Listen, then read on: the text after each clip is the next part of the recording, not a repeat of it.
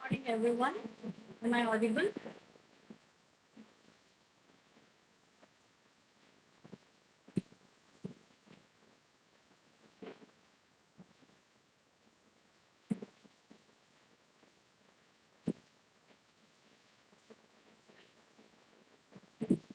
Am I audible, students? Yes, you are. Okay.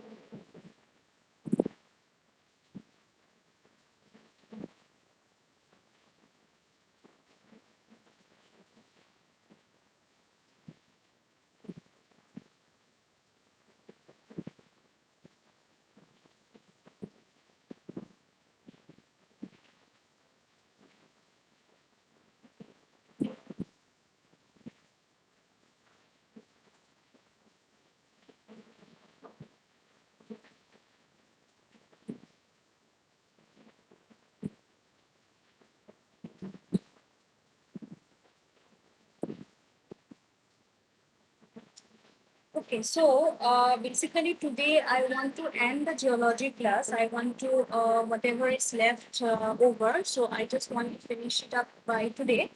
So this is your fourth module and your last module, that is your fifth module. That is your earthquakes, mass movement, and dams. Okay, I am including it all up together.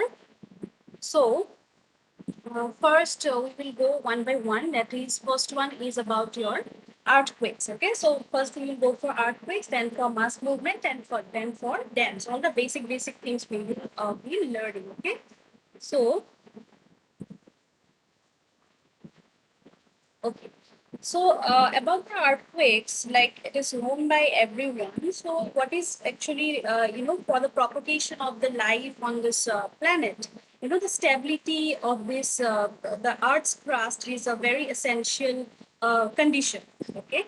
Then also it is from the knowledge it is that from like some parts of the world they get shaken very momentarily once in a while, and although some minor shocks are obviously they are recorded at some places quite frequently, and we do read and we do hear about these things about some major shocks that were very destructive. So these momentary shocks that is experienced by the art at different times and that also at different locations. So these are generally known as your earthquakes. Basically, we can also define the earthquake like it is the vibrations that are induced in the crust of the earth due to some you can say some internal forces or some external causes, and these actually they shake up a part of this crust of the earth, and like all the structures and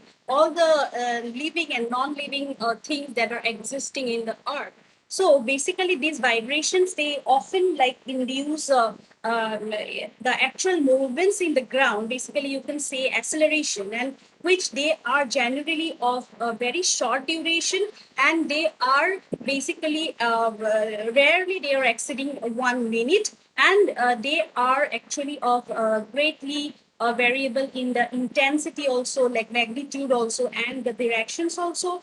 And also you can say that these are actually these earthquakes are very strongest or the quickest, and also some unexpected of these natural calamities.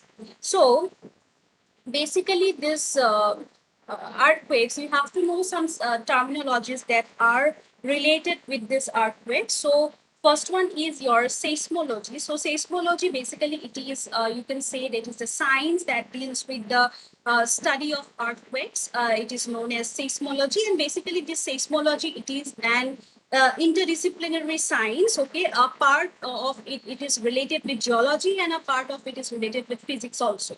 And this seismic this word seismic, it is a very common term that is used to qualify anything related to the term earthquake. And this is term earthquake such as you can say seismic waves or seismic intensity or seismic region, and there are many terms.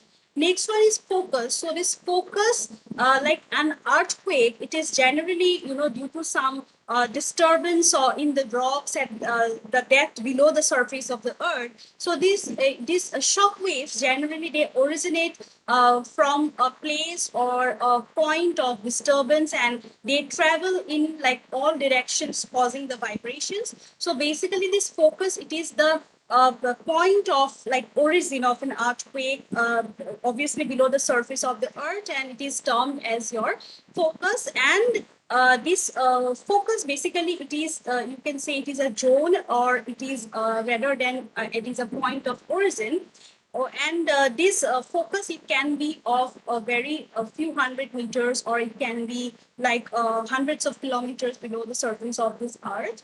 Then comes your epicenter. This epicenter basically it is a point, or also you can say a place on the surface, and that is vertically, that is above the focus of a particular earthquake, and that is known as your epicenter. And basically it is you can say it is the geographical place, or it is the place on the surface of the earth where these vibrations from a particular earthquake they first reach at that point basically. So it is you can say it is a location, or it is a point of maximum damage is happening in that location. So the next is your seismic waves. So seismic waves basically these during an earthquakes, like the elastic waves that are generated are generally they are generated at the focus, and these are known as your seismic waves. And these seismic waves they basically they travel in all directions, and where they have some characteristic velocities. And these seismic waves basically they are of three types basically. So these three types of seismic waves are the P waves, S waves, and these L waves. So these P waves basically they are also known as your primary waves. Also it is known as your push pull waves, and the longitudinal waves, and also as compressional waves.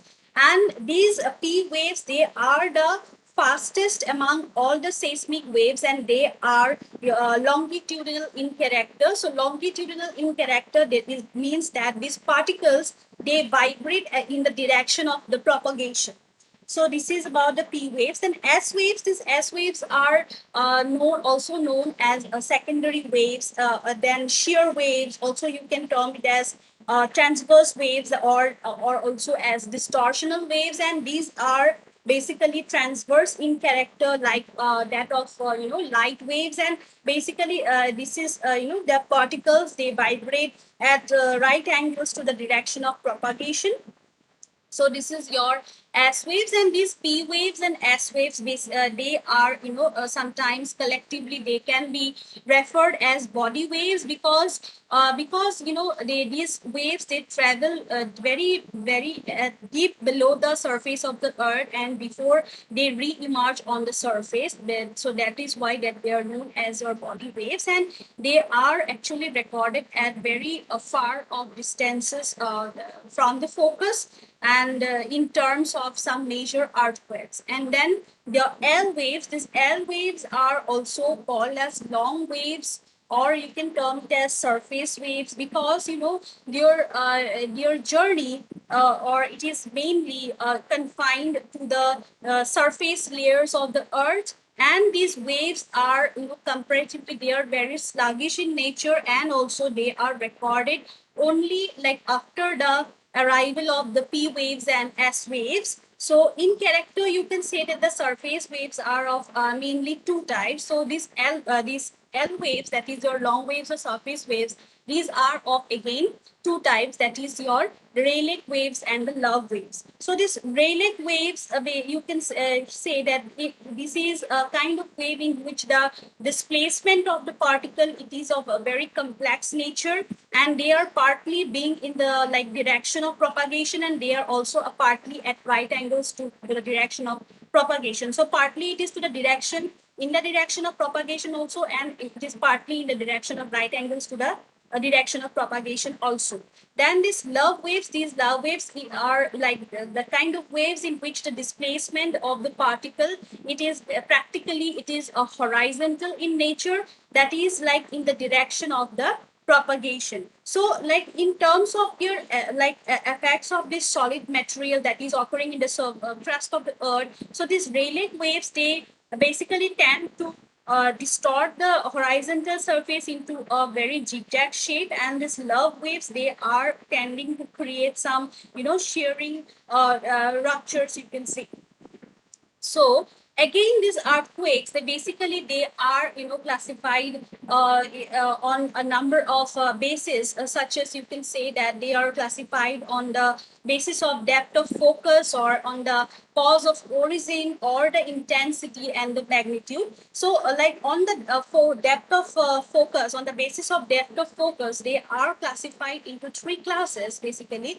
So these are like the shallow earthquake, then intermediate earthquake, and the deep seated earthquakes. So like when the depth of focus, it is lying anywhere between up to like 60 kilometer below the surface of the earth, so that is known as your shallow earthquake. And a majority of the earthquakes in the past have been of this type. They're generally the shallow earthquakes. Then the intermediate earthquakes. So these intermediate earthquakes, basically they originate between 60 kilometer and 100 kilometer.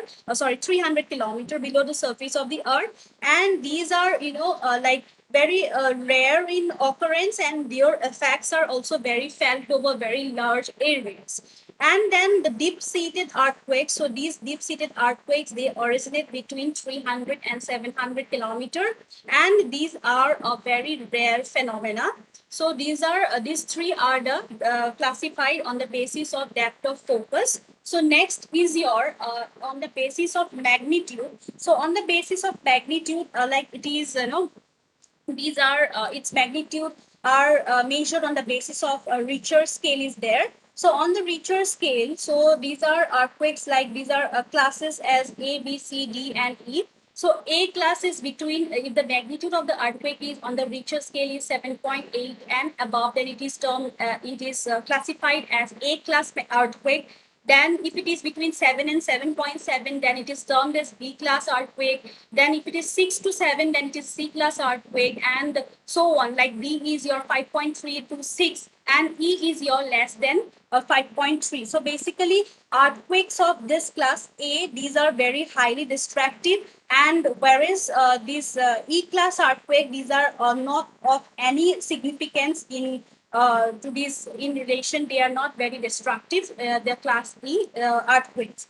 So next one is your on the basis of causes of origin. Causes of origin. So these are like tectonic earthquakes and your non-tectonic earthquakes. So tectonic earthquakes, basically you can say these are caused due to some faulting or due to the relative displacements of the blocks of the crust of the earth. So along these rupture planes, and most commonly the major earthquakes are obviously of this tectonic nature. Then non-tectonic earthquakes, basically which have their origin to causes distinctly different from the faulting, such as volcanic eruptions is there, then atomic explosions is there, or due to some these landslides and subsidence. So these are as kind of your non-tectonic earthquakes. So basically this up to here you have to earthquake, it is important to know to you. And next one is your this mass movement. So mass movement, like what is actually mass movement, like in many regions of the world, actually a temporary there is a temporary instability of the you can say of the superficial mass of soil and also the rock. It is always been a very it has been a very acute problem, that is this world is facing.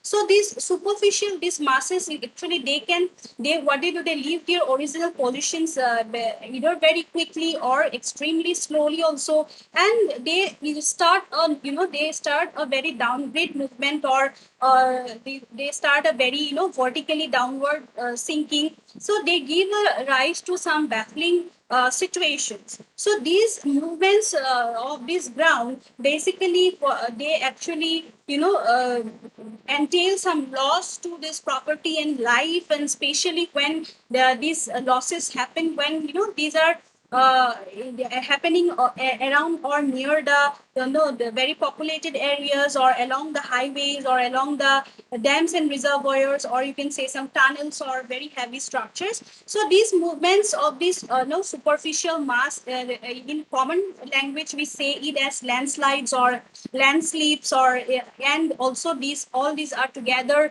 they are known as you can group together, you can say as mass movement. So, and they form a very major subject of study for a geologist or also a engineer. So this is about your mass movement. So this is a kind of picture of your mass movement happening. So next is your like classification of the mass movement. So on the basis of some under failure, so actually and under the present condition, these all the mass movements, they are generally divided into these three groups on the basis of their failure. So that is your flowage is there, then sliding is there, and subsidence is there. Then again, each group is again then further divided into some classes of like basis of this rate of movement, what is the nature of the mass movement. So there are again some divisions are there. So mainly if we have to study, that is your on the basis of your failure, that is your number one is your flowage. So this flowage, the we understood that it is very, it is a downgrade movement of a mass that is along, it has no definite surface of failure. So this mass that is involved in this type of failure, it is primarily very unconsolidated, or also it is very loosely packed, or it is rendered by some natural processes of decay and also disintegration. And in flowage of this unconsolidated, or it is a poorly consolidated mass, so what is happening, each grain or unit of grains, they actually behave as if it has its own surface of shear failure.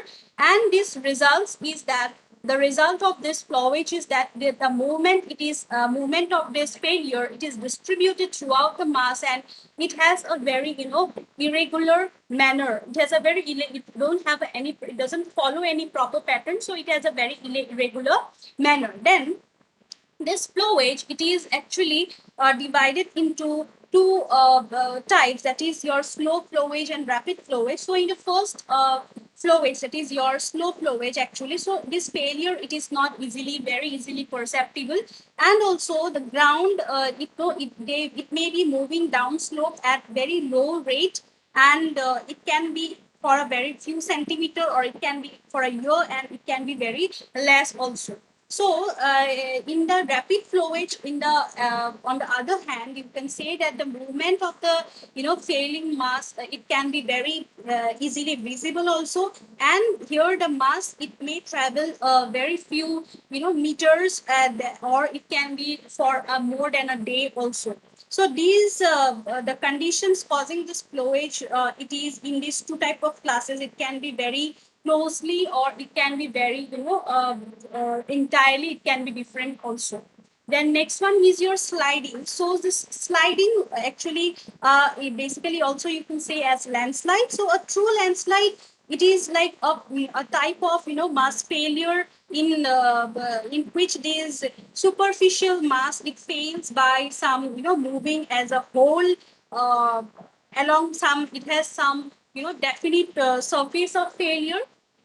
Then the surface of this failure, it can be either planar also, or it can be semicircular also in their structure. And it is often like in the landslide, here we can see that the mass above above the failure surface, it is very unstable.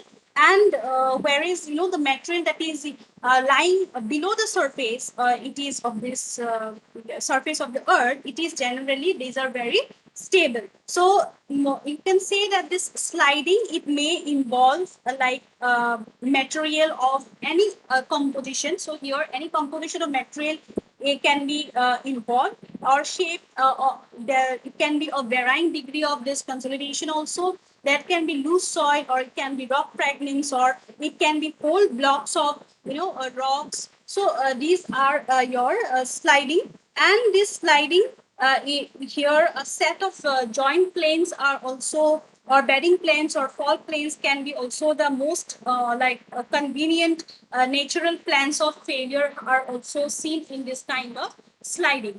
So next one is your this sliding. It can be of this landslides. These are further, you can classify it as translational slides, or rotational slides, or rock falls on the basis of their movement. Okay, so translational slides are like these are actually the surface of failure. It is planar in nature, or planar in character, and also the speed of failure, it is very rapid. It is a very rapid, and this nature of the mass involved in this type of failing, or failing, it can be it may be of rock blocks also, and can be of some rock slabs or debris is there, or it can be you can say soil cover, it can be there, or even like a mixture of all these things, it can be involving in this type of failure. So these slides, basically these are quite frequent on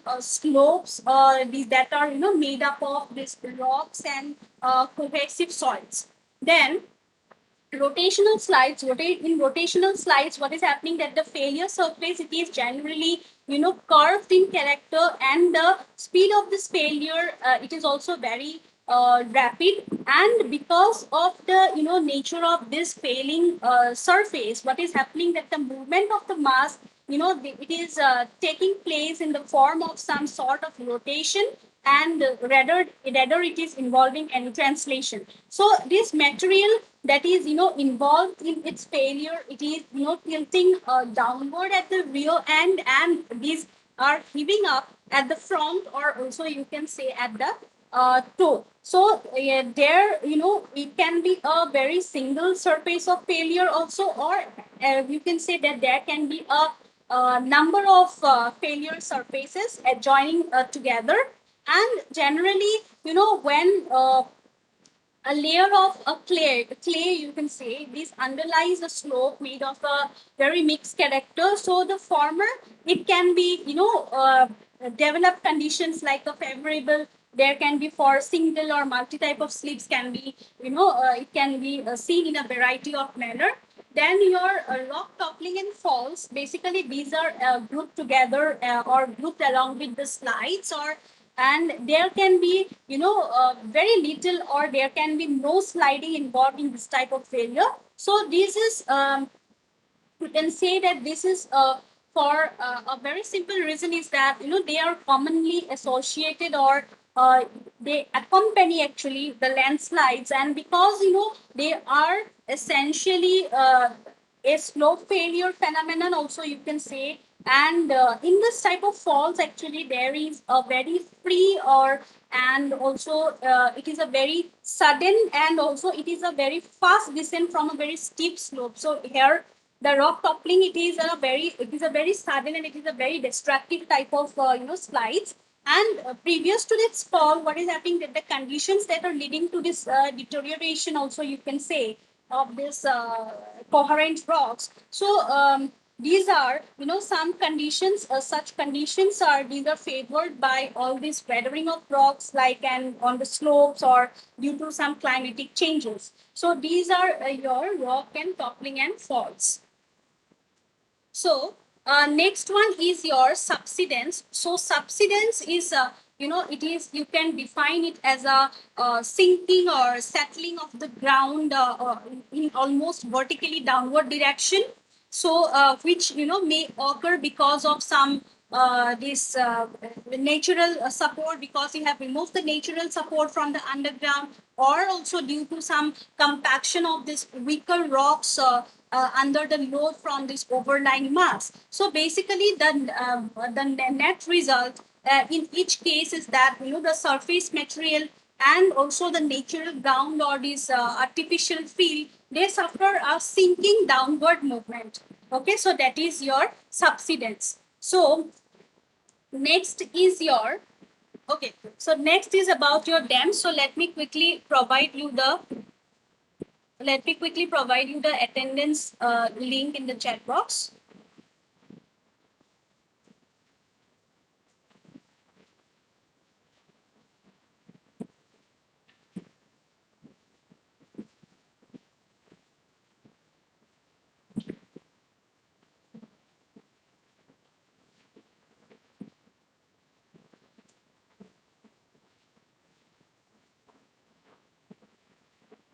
I hope everybody has got the link in the chat box. You please fill it up.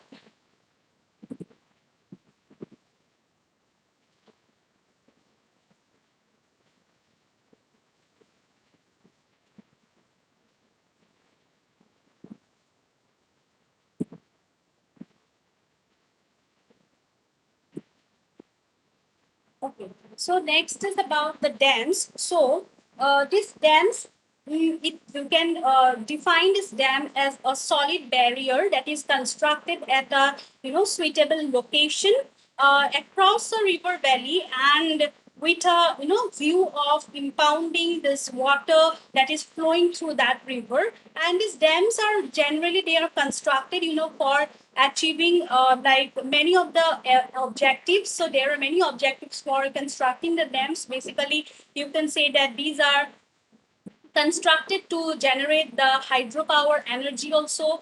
Then they are also like provided for this water for irrigation facilities also. Then also these are provided the water supply for some domestic consumption and also the industrial uses also. Then this fighting, they can also be used for fighting the droughts and controlling for the floods also, and also like providing some navigational facilities also. And additional benefits are also many there, like coming from these dams, and these that are developments of some fisheries also, and like recreation facilities are there in the reservoirs.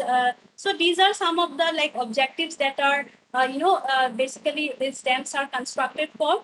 Then these types of dams basically this, and no two dams can be, obviously can be exact copy of this each other. So it has been like a practice to classify these structures on the basis of something. So like design of construction, whether the load of the body of the dam, it is whether transmitted on the foundations or to the abutments of rocks. So such as gravity dams are there, arch dams are there, then buttress dams are there. Then your, according to the material of construction also, such as whether it is concrete or rock fill or it is a arch fill dam. Then your size of construction is there, such as small dams or whether it's a large dam. So among these, the main types of the dams that are actually the gravity dams or these arch dams and embankment dams. So these gravity dams, these actually these dams, gravity dam, it is okay. So these gravity dams, it is a solid, you can say a solid masonry or also a concrete structure.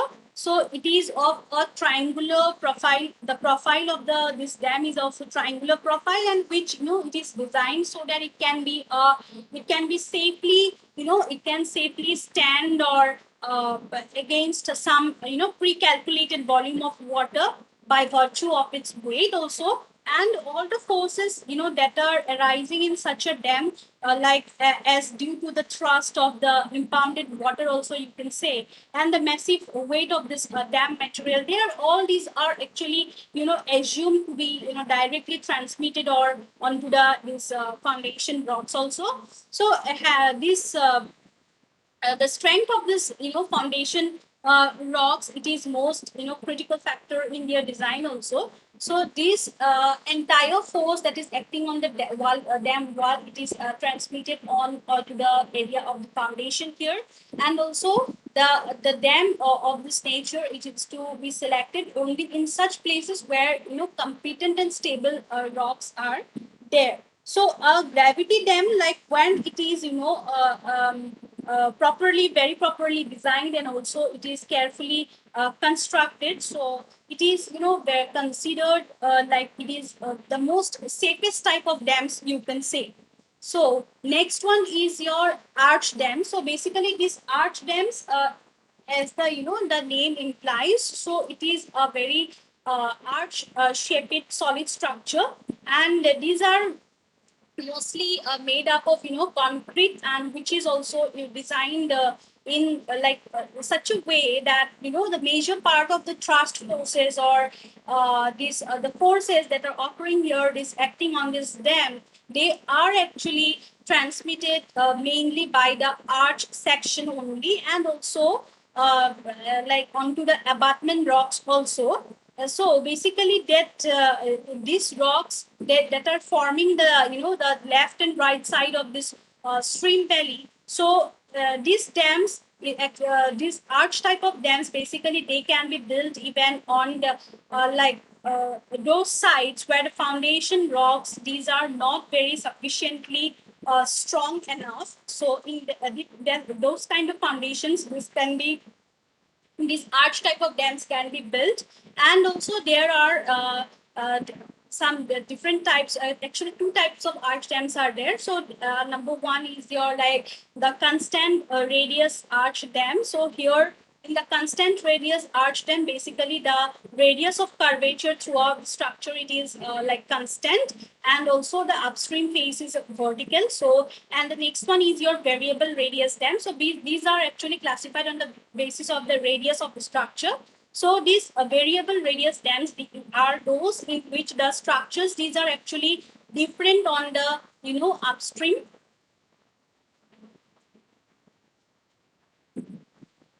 These are actually what I'm yeah, the variable this radius dams, these are actually in like where the curvatures are different on the upstream also and the downstream part also. And like and this arch dam, these are actually having a curvature both in these horizontal and this vertical alignment is often there, in both the directions it is there. So this is your arch dam. And next one is your about your embankment dam. So these embankment dams, basically these are you can say these are non-rigid structures, and these are built over very wide valleys, and with that has varying foundation characteristics are there. So these are also foundation characteristics are there, and also from very easily made up of some very easily available materials, like you can say such as earth and this rock fragments are there. So these embankment dams are basically these are trapezoidal in shape, and in this designing this type of dams, they can be of a very a single type of material, it can be, or they can be made up with a very single material also, or either they can be made with a combination of more than one material also. And their main advantage over the other type of the dams is that they can be actually constructed yeah, like even on very weak foundations also they can be constructed, and such as for example you can say for over this unconsolidated weak river also, or on the glacial deposits also, they can be these embankment dams can be constructed. And this embankment dam, it is constructed as a very homogeneous construction, but actually these are very commonly with a where they have a very compacted core on this impervious material also. And actually depending upon the type of this material used, these embankment dams, they can be either they can be either earth fill or dam also, or can be they can be a rock fill dam also, or they can be either a mix of earth fill or these rock fill dam. So basically one example, one famous dam you can say is the is Hirakud Dam in Orissa. So that is the one type of very longest embankment dams that is present in our country. Okay, so these three types are your basically the gravity dams, arch dams, and embankment dams. So there are actually more types of some dams are also there. Some like the buttress dam is also there. Okay, so this is all about your this dams. So uh, basically today it was it is the last class for geology. So uh, whatever things I have taught you in the slides, so these will be included in your MCQs. Okay, other things will not be included. So if you want, I can share with you the slides also, and also the yes, I have not provided you the materials yet, I remember. So by today or by tomorrow, I will be giving you whatever materials is in that is not being provided. I think from module 3 or from module 3, I guess I have not provided you the material. So that will be provided to you very shortly. Okay. So Ma'am, what about ma'am MCQs. Baiva? Oh, geology lab viva. You are talking about lab Yes, viva. ma'am. Yeah, Okay, yeah. your routine will be given to you. Okay, So, this. ma'am, no, how we should prepare Oh, since we have kept yeah, you. our Baiva You do one thing for practical geology. copy in. No need for this practical copy. Since you have submitted all your drawing copies and all, so that will be included in your lab sessional. And for your lab practical, that is your lab viva, that is of 60 marks. You prepare this geology, whatever it is studied in your theory class, you study them all. Okay, so Only little bit, theory, little ma'am. bit. What? I Only didn't. theory. Yeah, only theory. Because in your lab you have done all this this one, no? You have drawn